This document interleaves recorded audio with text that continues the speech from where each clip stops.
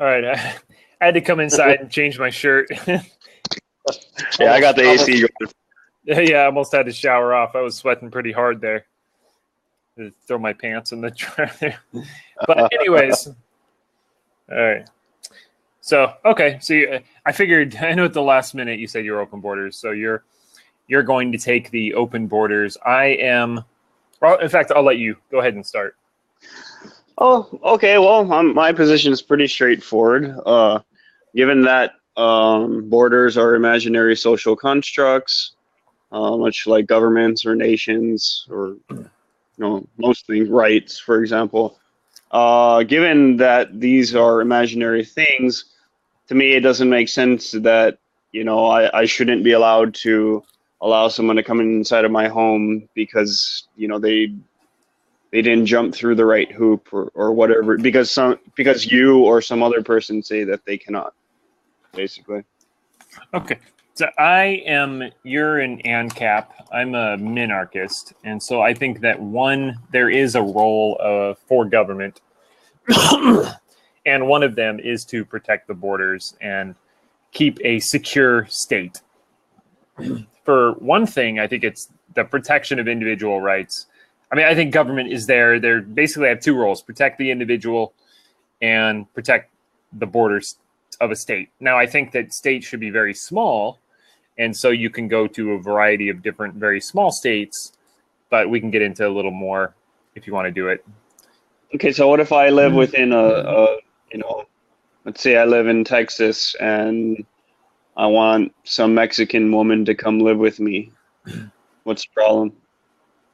So Milton Friedman, he'd spoken a lot on this, and he said you can't have immigration while you have the welfare state. You can't have open borders while you have the welfare state. And I think that's the number one issue. So if you can get rid of the welfare state, then you can talk about opening the borders to immigration of whatever kind that you like. Now, let me just point out that I married an immigrant, so it's not like I'm anti-immigrant, but I do think there are process. My wife's from Russia, so both of my kids have dual. I knew it. You're a Trump supporter. You're connected with Russia. There we have it. Evidence. No, I mean, that's proof. I don't consider myself a Trump supporter. I didn't vote for him. I do defend him from Russian nonsense. Yeah, we were talking about that before, the Russia nonsense.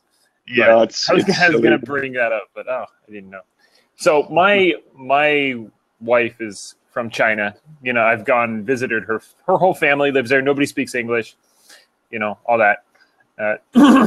So okay. I have actually been an immigrant before. I lived in Vietnam for a year with my wife and two kids. Of course, when Westerners immigrate to other countries, we're not called immigrants. We're called expats. It's a largely arbitrary distinction. It's the same thing, but for some reason, we just have a different name. I don't know why. It sounds nicer, I guess. But that's to us, though, right? What do they call you in Vietnam? Expat. Expat? Yeah. There is only one real country. Because there is only one real country, the United States, right? It's the only country we're speaking of. Wait. No, because as an American, when you go somewhere else, you're an ex. But yeah, I mean, well, basically, immigrant means you're just migrating from outside the nation's borders, right, to within the nation. So when you go from the U.S. to, you're still a citizen of the United States when you go to Vietnam. So you're basically like I guess people that go to live there, I guess, are expats. But if you're living there for a year, I don't know what the definition technically would be between the two. Oh, expats is basically any Western living in a foreign country that's not another Western country is usually an expat. In a somewhat of a permanent term, right? I mean, I went to England for a summer to work. I was not an expat. I was a migrant worker. So, yeah. So what's the problem with migrant workers? I mean, why should people have to jump through these arbitrary hoops? So I would say there are a couple things. One, I mentioned the welfare state. So as long as you have a welfare state, you have a big basket of goodies that you're allowing anybody to come in and get. So, there's a lot of issues with the welfare state. This is one of them. I think. Okay, well, let's concentrate on that then. So isn't that an argument against the welfare state? Yeah, it's one argument against the welfare state, but you can't have both, because as long as you have the welfare state, you have a lot of freebies, like citizen stuff. Taxpayers pay into this pot. I mean, we can, obviously we're not going to be debating that, because we both say no, this shouldn't exist, right? But it does exist. So as long as there is a welfare state, then you can't have this. It's like throwing buckets or piles of gold bars out on the street and then saying anybody can walk up and down the street, take whatever they want, right? But they're paid for by the shop owners, or I don't know, whatever you want to think of it as. It's just it's an attraction. Can that argument be extended to anything? Like, let's say, because we have universal health care, for example, therefore we need to ban alcohol because it's bad for health, and taxpayers have to. I mean, basically, yes, right? It is, though, right? I mean, that is the argument. Mandatory exercise, right? Because once again, taxpayers are being forced to pay for this. Yeah, so I mean, it basically is the argument, though, right? I mean, they say that Obamacare is required because we're already paying for it, and so we need to expand the amount of paying for it. Or basically, when they say government comes in and says no sugar in New York City, right? No sugar added or no salt, and they say, well, that's no, I wouldn't support it at all, of course, but the liberal. Like, so rather than attacking the welfare state, shouldn't you instead attack the people who are, making it more welfare, I guess? The people eating sugar. I'm saying yeah, well, in that case, you had the nanny, their nanny, right? Their Nana Bloomberg wanted to outlaw sugar and say, well, what about the individual's choice? And the argument is, well, government is paying for your health care, therefore it gets to decide what you consume. Right. So logically, you should agree with that, then, right? With what? No, I'm saying I don't agree with either aspect of it. I don't think that, because the government doesn't pay for everybody's healthcare, right? But so long as the government is paying, surely you should support their right to mandate, what people eat.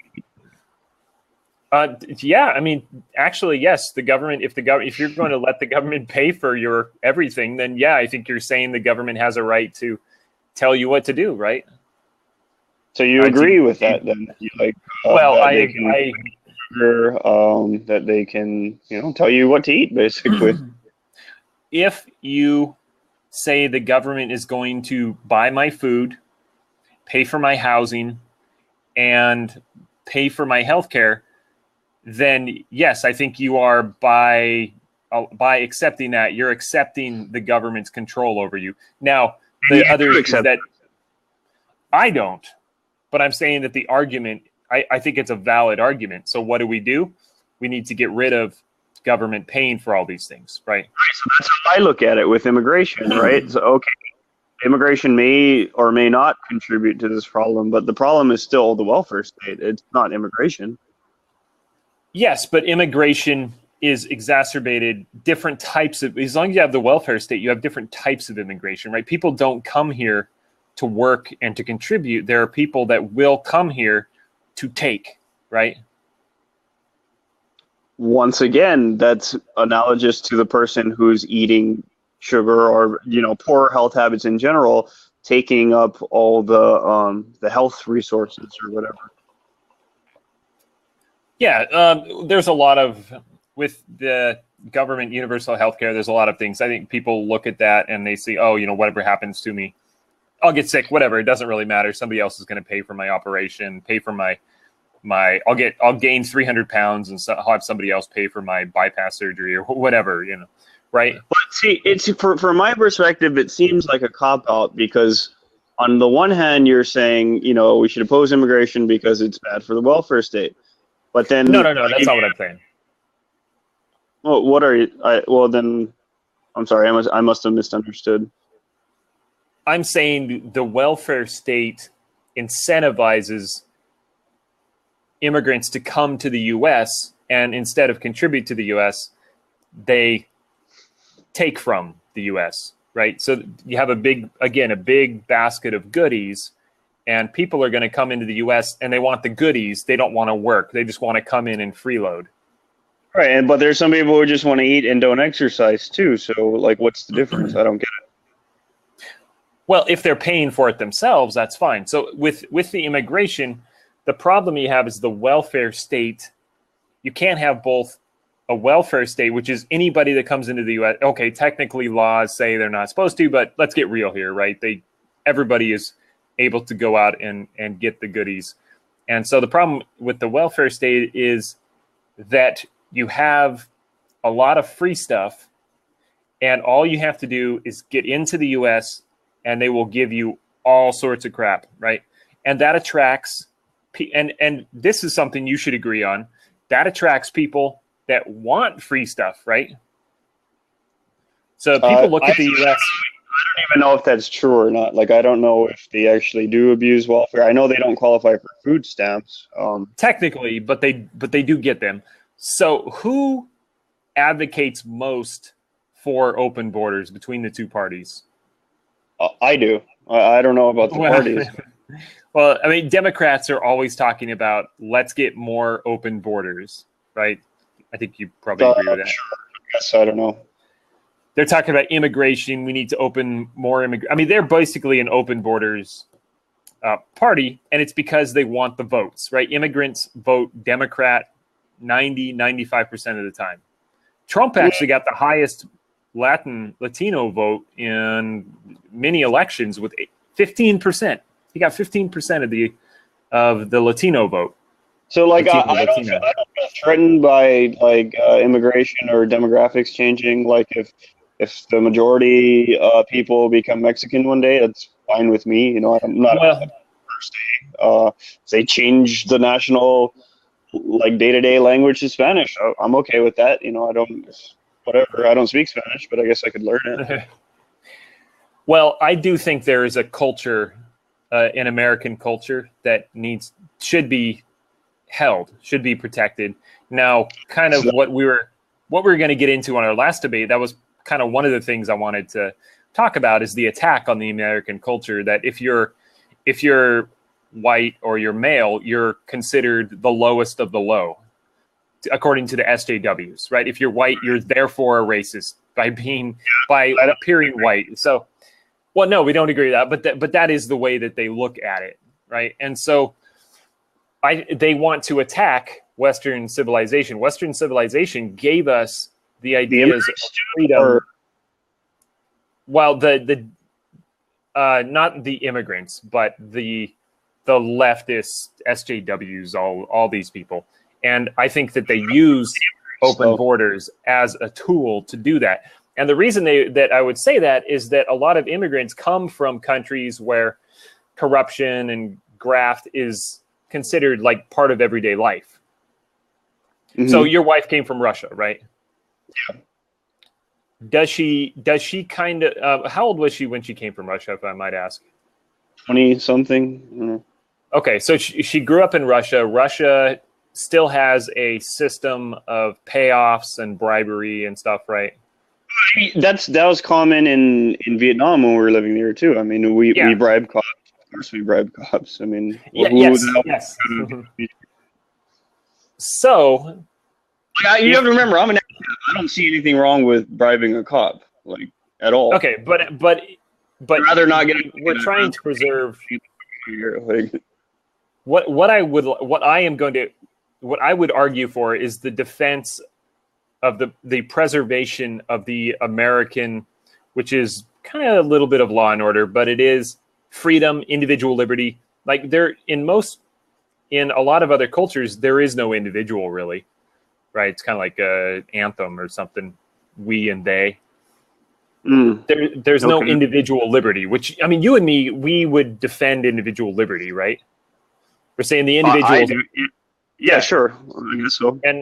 And I would say the individual is all there is. Like there is no, the society is a kind of a mythical. Yeah, I agree that we as a social construct, you know, it's. There is no real we. Yeah, and so if you get people that come from cultures where there is no I, there is just we. There's like, we, the family. It takes a village to raise a child type of ideas, right? So you get people that come from this culture that your wife spent 23 years in a Russian system where that was part of the system, right? I mean, imagine someone from Vietnam where it's like cops have power and they can come and pull you over and you just pay them money and they go away, which, I'd say, okay, there are benefits to that, no doubt, right? Well, I mean, if you've ever lived there, like you go to Bali, I bribed a cop in Bali too. I mean, what are your options? Are you going to go to a freaking courtroom in a language you don't speak? Like, yeah, right. So, but in the U.S., if you get people, is essentially highway robbers. I mean, they're just looking for money, more or less. Oh, I agree. I totally agree. And I think the problem with that is that we're getting into a system where we're kind of losing the law as king, right? It's more of a king as law. So the policeman is itself a social construct. I mean, it's totally. Well, I disagree with that. I think law. There is a natural law. Because I used to be. Let me finish my point here. So if you get people that come from a society where bribery and theft is just part of the culture, right? So my wife and my wife comes from China. China is very corrupt, right? I mean, it is. It's not what you know. So what's the problem with people fleeing from that shit and coming here where they don't have? They bring that with them. They bring that corruption, bribery system where it's like, yeah, government officials are corrupt. That's just the way they are. That's what everything should be, and they don't have any problem with it, huh? They are corrupt. Yes, but you shouldn't be okay with that. Well, what can you do about it? I mean, all of our officials are corrupt. Yes, but if you come from a society where it's just part of the system, then you're going to bring that with them. And that's why I was trying to find I think it was an essay by Friedman or Soul or somebody, and it says, it's kind of like a Dear Immigrants, when you're fleeing a country of corruption and disorder, and don't bring it with you. Yeah, exactly. But they do. I don't feel like my wife brought that with her. Well, I think there are exceptions. My wife didn't bring it with her really either, but she did. Most or average or like what? Some? What? They vote 95% for the Democrat Party because the Democrat Party promises to steal from you and me and give to them. Like that is the platform of the Democratic Party is we will steal from the taxpayers and we will give to you. And that's why they vote for them, is because they promise you come on in, we'll give you all sorts of benefits, we'll give you this, we'll give you that, right? I mean, that is really the Democrat platform, is that socialism, right? What's the difference between a socialist and a Democrat? I don't know. I can't tell. I mean, even even Hardball, Chris Matthews said that. We should oppose immigration because immigrants vote Democrat? Because immigrants tend... we're talking about illegal immigrants here, right? Because I support open borders. I support illegal immigration, like literally. Well, Friedman said illegal immigration is the only kind that benefits us, anyways. Yeah, I mean, I support illegal. Like, I know that sounds crazy, but yeah, I support illegal immigration. I support illegal marijuana selling. I'm okay with that. I don't have a problem. Well, you want to make it legal, though. So you're supporting all kinds of immigration.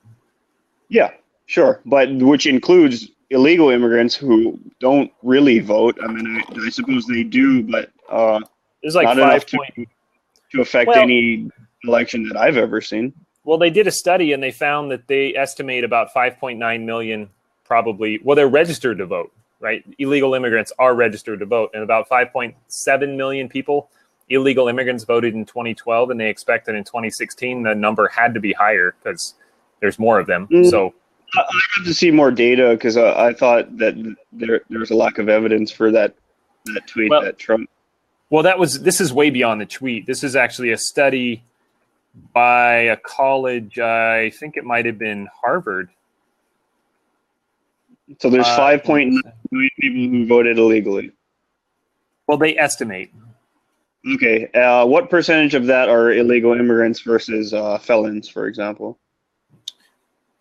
Well, Because, like, let's say right now I go out and commit a felony. Guess what? I'm still on the books. Well, let me just study 5.7 million non-citizens voted in the past election. This is the Daily Signal. There's one on, without reading it, HuffPo.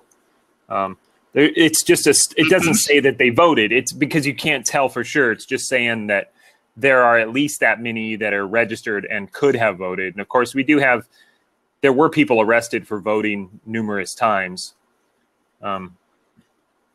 So I'm just saying that there's a handful of outliers, I guess, until we see more concrete evidence of large numbers of legal immigrants voting. I know Trump is investigating that, but until he's trying. The states say no. The states won't give him anything.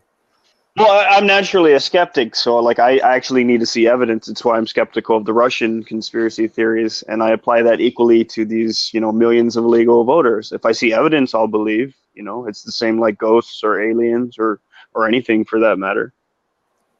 Yeah, I'll post that below. This is just the Google link. Okay. We don't say Google, say search link. But I don't know, what's the issue? Like, let's say I want to bring in 10 guys from Bali to build me a stone, and I pay a wage that I find agreeable to them, and they're cool with it. What's the issue with that? Well, if you're going to bring them in and allow them to set laws, I think they should set laws according to the Western standard of individual freedom versus if they're coming in from, Bali. I can't say, but I've never been to Bali. I don't know anything about their culture. But if you're coming from a culture, Hindu. So if you're coming from a culture where, speaking of Hindu, India, right? India is a very corrupt. Obviously, it's the fact that it's corrupt allows for it to operate because it is such a horrible bureaucracy. But the corruption means that people are used to government running their lives and like, government's big and big, fat, ugly bureaucracy. That's no big deal. We're just used to that. It's just like back home. So they tend to bring those bad ideas with them. Just imagine that when the U.S. was founded, it was founded in certain individual principles of individual liberty and things like that. But imagine that they had brought in a whole bunch of people from Spain or Japan or China at the time were emperors, right? They had emperors, and they still are. They're very adept to. But we did that. We had Chinese immigrants. We had Irish immigrants. Yeah, but I'm talking about, like, at the founding of the country when they were forming the Constitution, they had people in that room saying that were used to and really believed in big government policies, and they're in there debating Hamilton, for instance, right? Hamilton wanted a king. So what if we had a whole lot of Hamiltons, and he was able to, well, he did. He actually had a pretty bad influence on, central bank, things like that. But if you get a big group of these people and they're able to overpower the Jeffersons and the Hancocks and the other individuals, the Madisons and stuff that wanted to promote individual freedom, and what you get is something similar to the country that they came from. But that's been claimed with every single immigrant group throughout history, and it's never happened. Well, don't you agree that we're losing individual liberty? Not for that reason. I mean, they said the exact same thing. I kid you not. When this country was founded, it was the French. We got to do something about these fucking French people. They're going to, do some crazy shit here in America.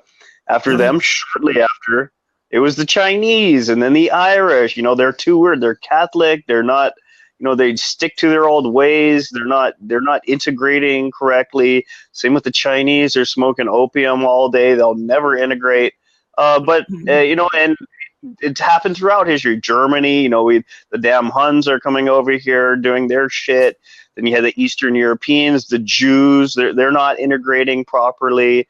And, Mexicans are basically just the latest group that were, it's a moral panic. It's always, every time it's a moral panic. Every time claim that this is the thing that's going to destroy America has been wrong. They've been wrong every time. Should we suspect that they're right this time? It was a different system, right? Back then, there was this idea of the melting pot. Now, you have people say, no, we don't want a melting pot. We want different societies. Have you been to, well, you live in Hawaii. You know, do you feel like an outsider in Hawaii? Hawaii should be its own nation. So that was I'm Hawaiian, so okay. Well, there you go. Quite comfortable here. But I've been, you know, I lived in New York City for a couple of years, and if you go to certain parts of New York City, they're not America, right? I mean, I am Flushing and Chinatown and stuff like that. And you know, they're free to do that, and there's a reason that they did that. There's a reason there's Chinatown in San Francisco is because they were persecuted. But still, the idea of the 1800s is gone. This idea that you become an American when you come to America, it just doesn't exist anymore, right? People don't even learn the language. Do you have like a different argument than one that's been used like 10 times throughout history? I gave the welfare state argument, so I think that's a good one. I think that you do need countries. So that is my personal view, is that there are countries that exist, and we should protect Western civilization. And I would also, in the absence of the welfare state, you would support open borders. No, because of the other reason. I don't think that you would have a free society if you supported open borders. You bring in a lot of people that don't care about freedom. And of course, there's people in the U.S. that don't care about freedom. But hey, let's not make it worse, okay? That would be my argument. That argument has been used about every single... Yeah, but it was a different time. It was a different era. So you have the 1800s when people would come in and they would adapt and they would... That they weren't integrating, that they were sticking to their own community. There was the idea of the melting pot, and today there is none. There is no. People make fun of it. What is an American? Like, what is an American? I think America has certain values. I think America does stand for things. I think America is an idea. It is the first country to really be founded on the principles of individual liberty. Like, that's no other country has ever done that since either. And so I think that's something worth protecting. What about my liberty? I want a Mexican or a Muslim to live in my house. Like, what about why should I care that someone else doesn't approve? Well, that's one thing. But they shouldn't be allowed to. Well, my two key arguments there. They shouldn't be allowed to take advantage of the welfare state. There shouldn't be a welfare state, but they shouldn't be allowed to take advantage of it. And two, they shouldn't be allowed to vote and form the laws here. Okay, so maybe they like the welfare state and they want to be part of it, so then they go out and they vote for individuals that promise to give them things, right? No, I would agree. In the absence of the welfare state, and if we could wave a magic wand where they just simply cannot vote in any way, then would you support open borders? Well, that's not a real question, though, right? If we could say, well, no, because it's a magic wand, and there's no magic wand. So if there was no welfare state, then that would be... We know there's no trolley and there's no lever, but we use these kinds of analogies to work through logically what your opposition is based upon. Well, I mean, obviously, if you could say that immigrants were of the mind of individual liberty and deregulation, less government intervention, and there was no welfare state, then okay, but that's not what the society we live in at all, right?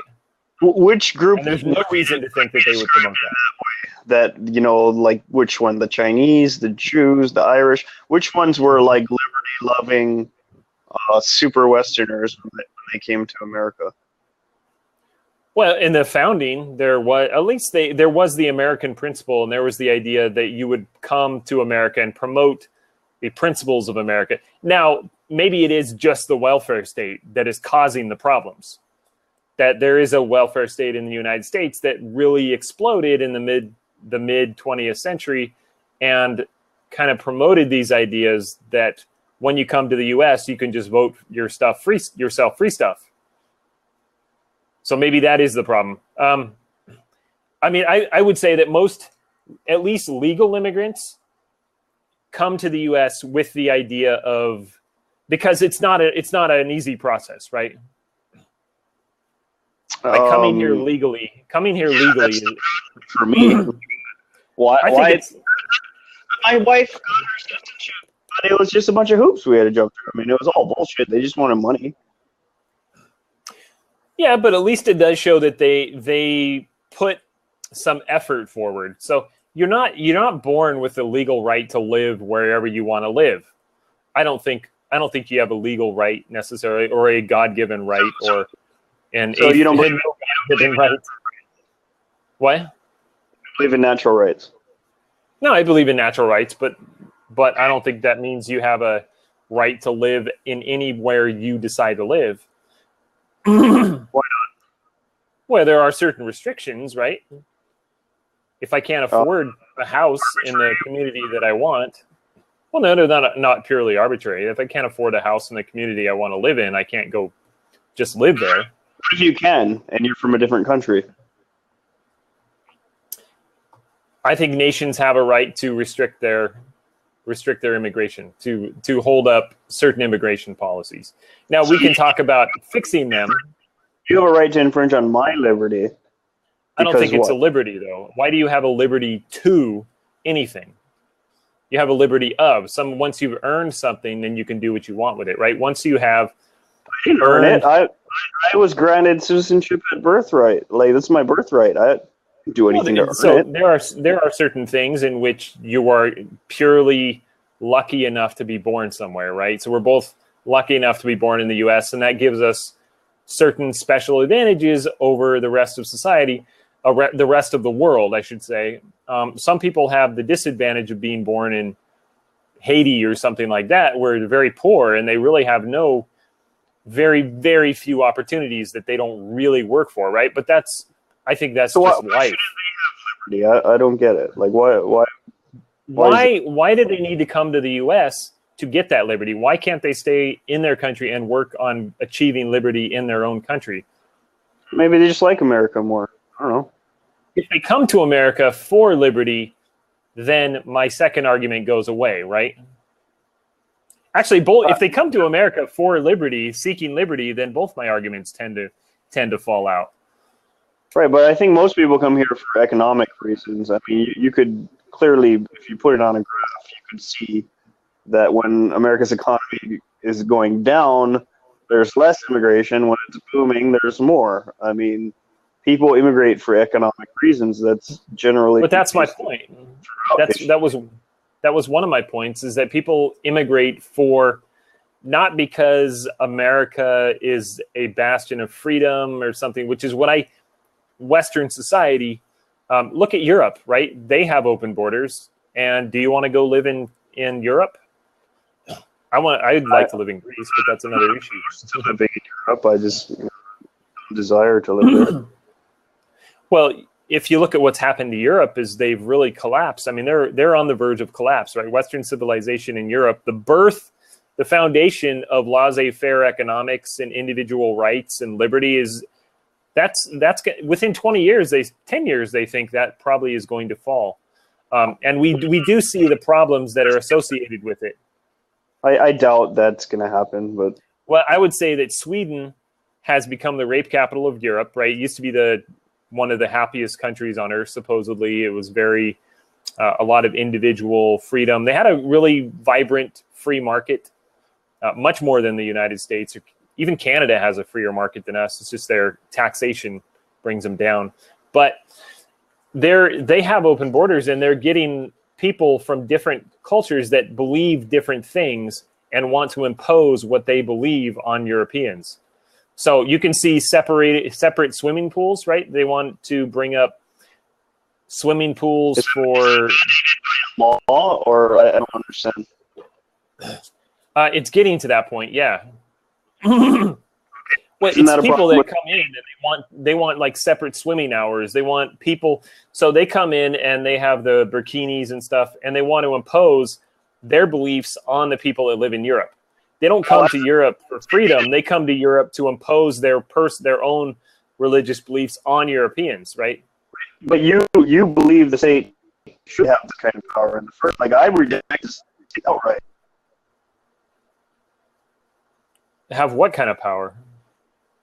To create different swimming pools or whatever they're doing with it. No, I've never said that. I'm saying that the state exists for two reasons: one, to protect individual liberty, and protect borders, like maintain the nation. You still there? Yeah, I'm here. Okay. Blank. So that's all. That's conflicting with my liberty. I want refugee. I want to host them up in my house. What gives you the right to interfere in my private business? Well, if you can get them to your house, then that's fine. In fact, I would say if anybody is proposing for open borders, I actually think that if an individual is willing to host, so we can go back and look at Lopez Lemong, came from the Sudanese refugee, one of the Lost Boys, they call him. He was hosted by a family. The 3,500 kids came to the United States, and they were hosted by host families. So I think if you're going to have host families, that's the kind of immigration we should be all for. So I would. You would support that illegal immigration so long as they had somewhere to go. I would support it as being legal immigration if you promised and you said you would legally be responsible for them, for their housing and their food until they're able to get out and work on their own and things like that. Okay, but the thing is, if people advocate open borders, nobody is going to actually do that because they want to most of them anyways, want to put that off on other people. In fact, I would say the Pope, right? So I despise everything he says and believes in. Not everything, but yeah, probably everything, because I don't think his theology is any good either. But he for a photo op, he took a family of 12, I think from Sudan, from Libya or something, 12 refugees, lots of pictures. He took them back on his personal plane to Rome, and then he dumped them off on the Rome. He dumped them off on the Italian government, and he went back into the Vatican all alone. Those people never even, I don't think they even set foot in the Vatican. But I'm not talking about the government excluding people. I'm not talking about the government remember, I don't believe in government, so I don't have to do government or government taking care of it. I'm just, or say he wants to rent out the house next to me, and he's wanting to do that. I mean, what gives you the right to stop him? Well, if he can get himself to the United States, that's different. But I'm not saying that. I think that the government has the right to protect the borders against certain people, at least limit the amount of people that come into the U.S. Why though? Why? Who cares if someone else moves here? Why would you? What's the argument for open borders? We got 6 minutes left. Because borders are arbitrary. I mean, does the government own? Is this the government's property? Does the government own the entire nation? Can they decide who? Is this their personal property? Well, that's they act as if it is, but no. Do you agree with it? I do agree that they have a right to protect the borders and prevent certain. Yeah, I think they have a right to limit immigration. Do you believe in property rights? Yes. Okay, so aren't you interfering with my property rights if I want to rent out a condo to an illegal immigrant? Aren't you interfering there? No, I don't think so. How did he get here? How did he get here? Would you say that you're interfering with my property rights then by saying that I? Huh? He drove a car, or he ran, or he came on an airplane. I mean, in any case, what's the problem? Well, are you talking about open borders or just having like some immigrant come stay with you? I'm talking about you telling people they cannot come in the entire country. Like, I can stop someone from coming on my property because it's my property. How can you prevent someone What from if they coming don't on? respect? Well, wouldn't you at least like to limit the people that come to the U.S. to those who respect property rights, not someone that just comes and kicks in your door and decides that they want to stay with you today? Well, that's the thing. That's my property, though. I can't speak for you and your. I can't force. I can't say they have to come into your house, but I can. I should But be free to them to come into mine. But don't you think that we should limit the people, or at least try to limit the people that are going to come into the U.S. to those who do respect property rights and do respect individual liberty? Well, I don't see how you would end. How would you do that? Because the Well, Vietnamese government had no freaking clue who the hell I was. I mean, but I have money. I can pay rent. What's the issue? Well, so there are issues with this from people that are born in the United States, but don't you think we should limit the problems that would occur from that? I think that open borders in Europe has not been a beneficial act to Europeans, and so I don't think we should have that in the United States. I think that has a lot to do with the state too, because the state prevents people from actually taking measures to protect themselves. Yes, in Europe, but I feel like I should be able to walk through a Muslim neighborhood with a gun on my hip. You know, if fucking anyone gets stupid, I'll shoot him. What's wrong with that? No, I think you should be able to defend yourself. It's the state that's creating this problem. You know, they're the ones who are allowing this kind of be. I mean, I don't think that kind of shit would even be tolerated in the absence of the state. In the absence of the state, I think, you know, there would be people taking up pitchforks. I mean, if there's rapes occurring all the time, you know, And there are. Literally, there are. Would go fucking burn down a mosque or something. I don't know. Well, a lot of the problems are exacerbated by overreaching government. But again, I'm talking. This is an argument between minarchism and, I guess, anarcho-capitalism.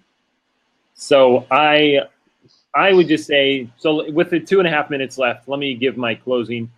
I agree with Milton Friedman that if we're going to allow immigrants in the United States, they should at least respect American ideals of property rights and individual liberty and not bring their own bad beliefs with them of corruption and graft, which are, and this is, these are things that do occur in other countries, and they tend to bring those ideas with them. And I think that's problematic. And two, you can't have both open borders and a welfare state, because people will come in and they will take advantage of the welfare state. So I am not anti-immigrant. Again, I married an immigrant, so, you know, I'm not anti-immigrant. I do believe that the government has two roles: protect the individual's rights and protect the nation's borders. Okay. The way I would respond to that, one, I reject the welfare state outright, so I don't have to defend that. That shouldn't exist, so that should eliminate that problem. The second one is, before we impose obligations on immigrants to respect property rights, you should probably respect my property rights. And it's my property. I should be able to do whatever the hell I want with it, and that should be able to include allowing a refugee I should be able to rent it out to a Chinese guy. You know, you're interfering with the voluntary actions of two consenting adults.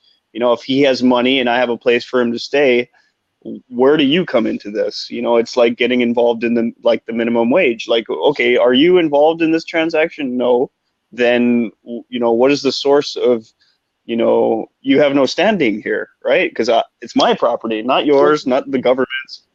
Well, let me ask, is he going to stay on your property for his entire life, or is he going to go out on other people's property? He may rent out another place from some other property owner, and in any case, it's not your property. So I just don't understand where you believe that your right?